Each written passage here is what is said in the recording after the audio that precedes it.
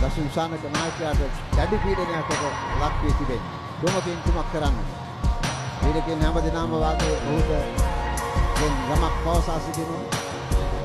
අඳු පිටේ සකසන හැටියට මෙහිදී විශේෂයෙන්ම ඉල්ලා සිටින සාමික කරුණාරත්න අතරේ සීමා ආසන්නයට පන්දු රැකීමට යන්නට කියා එසේ වුණත් ඉතාමත් තීරණාත්මක පන්දුවක් මේ තරගයේ මොනතරම් මිනිසුන් වුණාද කිව්වොත් අවසන් පන්දුව දක්වාම වරක වැඩිමටයි සිදුුනේ. ඔස්ට්‍රේලියානු කණ්ඩායමට ශ්‍රී කණ්ඩායම අවසන් පන්දුවේ මුල් පන්දුවේදී ගැවියාම අනුකූලව තමයි පීඩනයට අඩු ලකුණු සංඛ්‍යාව සාමාන්‍ය ලකුණු 270ක් පමණ ලකුණු ලබා ගන්න ලැබුණු සත්‍යයක් නොවේ ඉස්රායිල් විශේෂ වුණා.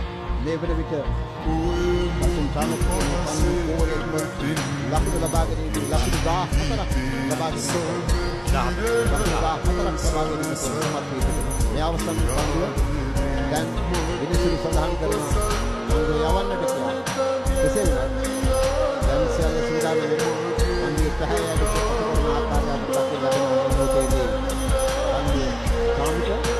විශ්වාසනීය භාවයෙන් ඔහු පන්දුව යොමු කරන තම නායකයාට යලි පන්දු පිටුවේ සකස් කරනවා. ක්‍රීඩාලෝල නරඹන්න 20000ක් උපේක්ෂක සංඛ්‍යාව net අයාවෙන් බලා සිටිනවා. ඔබගේ තුබක් වේද අවසන් පන්දුව තාමත් තීරණාත්මකයි. ඒ නිසා බෝධියට යෝග පන්දුවක් ලෝපුල්ටස් පන්දුවක් යෝග පන්දුවක් වීම සාධාරණීකරණය කරන්නට පුළුවන්. මේ වම පිටිකරුවාට තුනමන්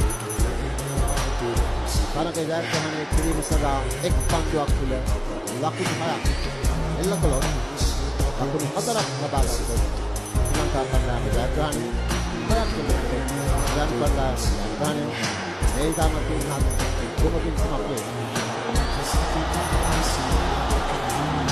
පන්දුව යොමු වෙන අවුල පන්දුවක් ඇදෙනයි පන්දුව එකට පැමිණෙනවා. රැක ගන්නවා මේ අවස්ථාවේදී සියලුම ක්‍රීඩකයන් දවා ගැනීමට සමත් වෙනවා.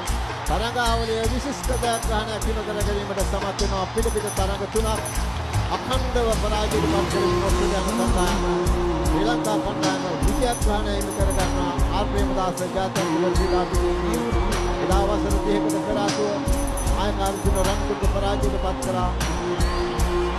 අලන් බෝඩ ඔස්ට්‍රේලියානු කණ්ඩායමේ නායකත්වයේ දරූ දුමේදී අදේ වෙන